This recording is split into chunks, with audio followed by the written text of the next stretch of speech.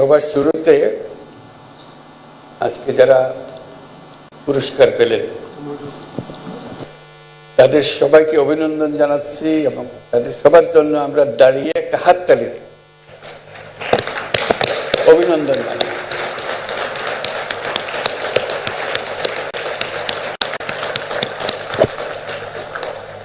অভিনন্দন সবাইকে যারা পুরস্কার পেয়েছে। তার মধ্যে দলগতভাবে পেয়েছে ক্রিকেট টিম, তাদের জন্য একটা স্পেশাল হাততালি দিতে হয়। আমরা কত গর্বিত আমাদের সাফল্যের জন্য এবং অন্য যারা পুরস্কার পেয়েছেন তাদের সবার জন্য। আজকে বিশ্ব নারী দিবসে আমাদের তরফ থেকে উপহার, তোমরা আমাদের দেশের নারী সমাজের পক্ষ থেকে আমাদের সারা পৃথিবীর সামনে আমাদের তুলে ধরেছে, সেই জন্য এই অভিনন্দন। আরেকটা অভিনন্দন এবং জোরে হাততালি দেবার অপেক্ষা, সেটা হলো যারা আজকে সাংস্কৃতিক অনুষ্ঠানটা করলো, অতি চমৎকার করে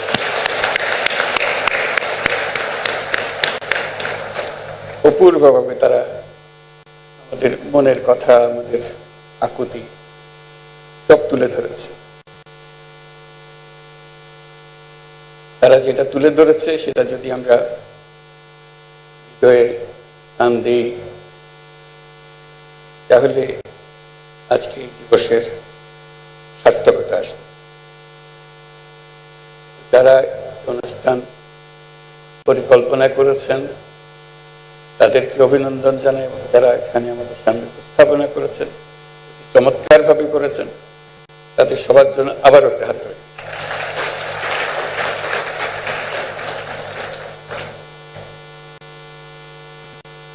আমরা এই উপলক্ষে দু চারটা জিনিস নিয়ে আলাপ করি।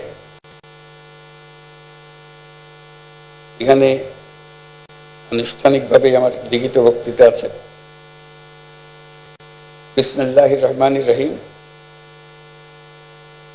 অদম্য নারী পুরস্কারে ভূষিত বিশিষ্টজন, সম্মানিত অতিথিবৃন্দ, Your Excellencies, our friend UN Resident Coordinator UN Lewis, সবাইকে আমার পক্ষ থেকে সালাম ও শুভেচ্ছা।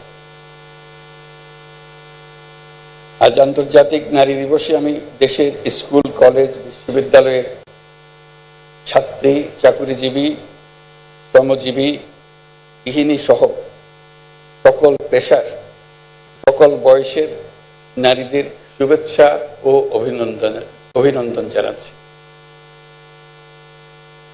আজকের দিনে আমি শুরুতেই গভীর শ্রদ্ধার সঙ্গে স্মরণ করছি মহান মুক্তিযুদ্ধের বীর শহীদদের, যাদের আত্মত্যাগের বিনিময়ে আমরা স্বাধীন সার্বভৌম বাংলাদেশ পেয়েছি।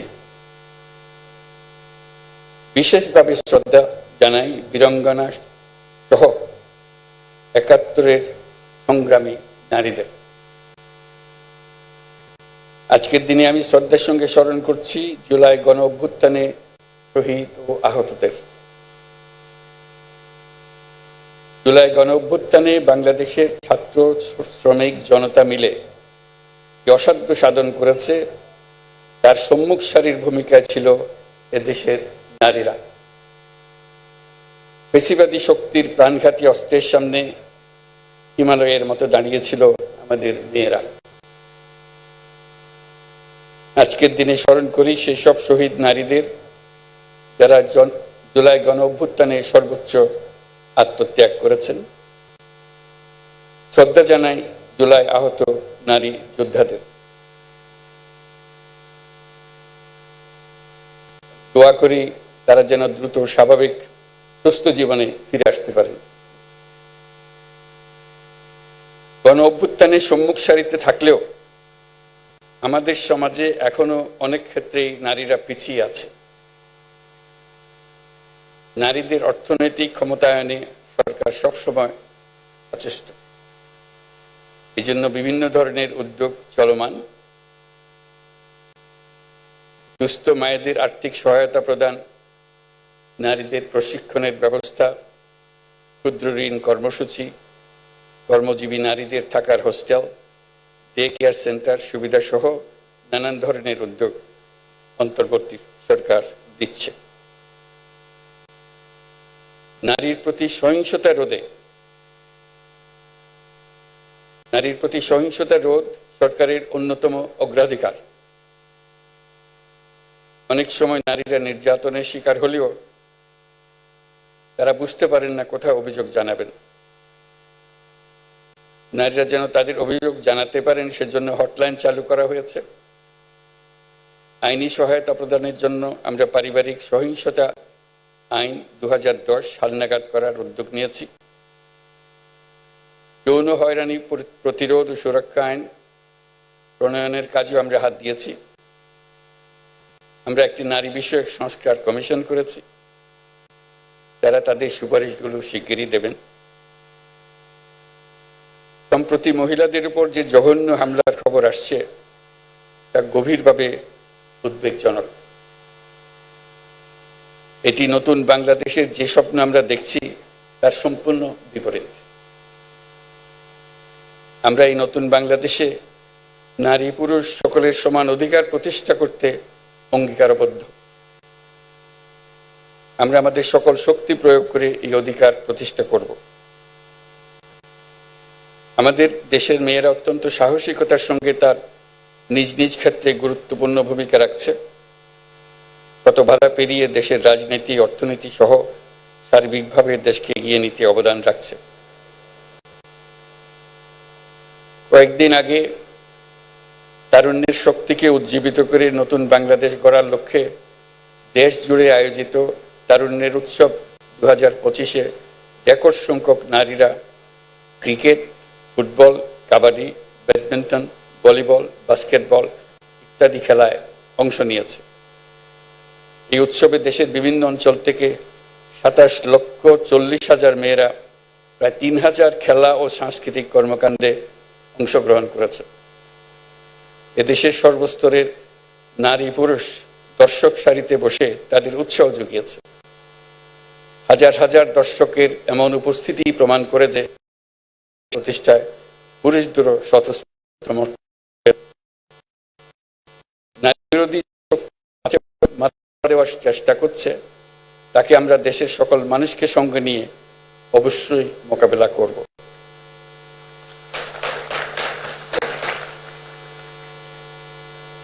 তাছাড়া আমাদের সমাজে এখনো এমন বহু মানুষ আছে যারা নিপীড়িত মানুষদের পাশে দাঁড়ানোর বদলে তাদের খাটো করে দেখে, অবজ্ঞার চোখে দেখে।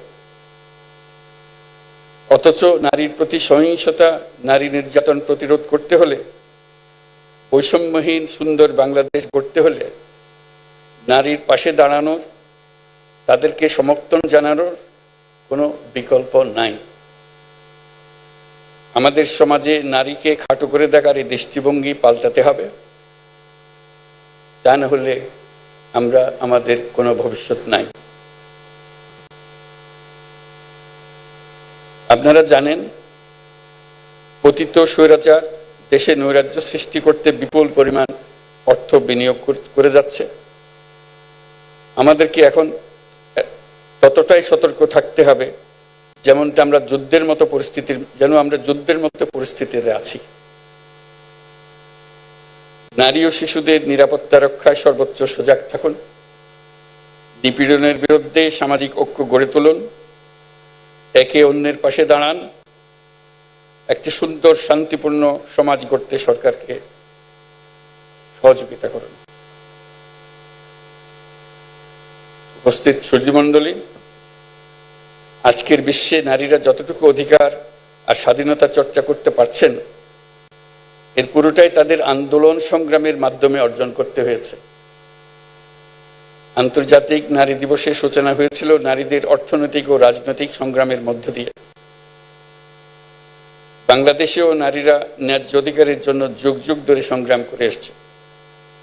তেবাকা থেকে শুরু করে ব্রিটিশ বিরোধী আন্দোলন, ভাষা আন্দোলন থেকে মুক্তিযুদ্ধে বাংলার নারী সমাজ সক্রিয় ভূমিকা রেখেছে। ইতিহাসের অনেক বীর নারীদের আমরা ভুলে গেছি, তাদের অবদানের কথা আমরা আর জানি না, কিন্তু জুলাই কন্যাদের নেতৃত্ব আত্মত্যাগের কথা আমরা কিছুতেই ভুলে যেতে দেব না।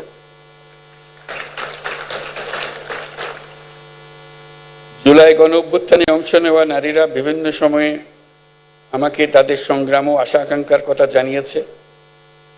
আমরা যে নতুন বাংলাদেশ গড়ার স্বপ্ন দেখছি, নারীদের অংশগ্রহণ ও তাদের অধিকার নিশ্চিত করা ছাড়া তা সম্ভব হবে না। এই অধিকার প্রতিষ্ঠার জন্য নারীদের সাথে পুরুষদেরও সহযোদ্ধা হিসেবে দাঁড়াতে হবে। সমাজে নারীদের ন্যায্য স্থান প্রতিষ্ঠার জন্য পুরুষদেরকে উৎসাহী প্রতিযোগীরা এগিয়ে আসার জন্য আহ্বান জানাচ্ছি। নতুন বাংলাদেশে আমরা আমাদের প্রত্যাশী পরিবারকে নিশ্চিতভাবে গড়তে চাই, যেটা হবে সব বাবা মার, ভাই বোনের নিশ্চিত ও স্বীকৃত অধিকারের পরিবার। আন্তর্জাতিক নারী দিবস আমাদের নতুন করে নারীদের সংগ্রামের ইতিহাস মনে করিয়ে দেয়, অনুপ্রেরণা আর সাহস যোগায়। সমাজের নারীর অধিকার প্রতিষ্ঠায় যারা কাজ করছেন তাদের প্রতি আহ্বান জানাই, যত বাধাই আসুক না কেন, ইতিহাস আমাদের যে সুযোগ দিয়েছে সেই সুযোগ যেন আমরা পরিপূর্ণভাবে ব্যবহার করার জন্য কায় মনোবাক্যে নিবেদিত থাকি। আমরা নতুন বাংলাদেশ গড়বই, এই আমাদের প্রতিজ্ঞা।